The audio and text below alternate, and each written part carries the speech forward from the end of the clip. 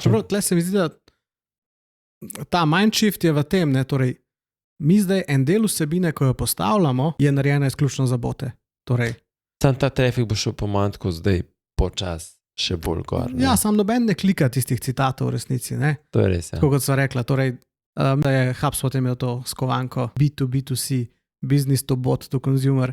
Ampak, a ne v smislu, en del vsebine, tudi mislim, da je HubSpot ali pa eni te so razlagali, da recimo, a pa Webflow, ja, da ima zelo močen glossary, torej ta besednjak teh strokovnih besed in potem res dober landing page za vsako od teh besed. Tam je ogromno trafika od LLM-ov, pa skoraj nič od ljudi.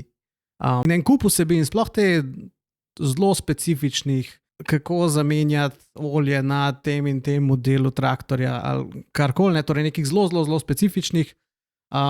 Bolje mi obiskali z veseljem, torej vse te long tail stvari pa jih uporabljali v odgovorih, ne, torej uporabljali kot kontekst pa uporabljali v odgovorih. Tenka obiska od ljudi ne bo velik, ne, kar pomeni, da ti sicer optimiziraš stran, ki nima mogoče visokega Google ranka pa zelo veliko obiska, ampak jo optimiziraš in ker jo optimiziraš, jo boš potem videl kot citate v LLM-ih. Ja, zdaj, s tem vplivaš na to, kaj piše v tistem odgovoru LLM-a.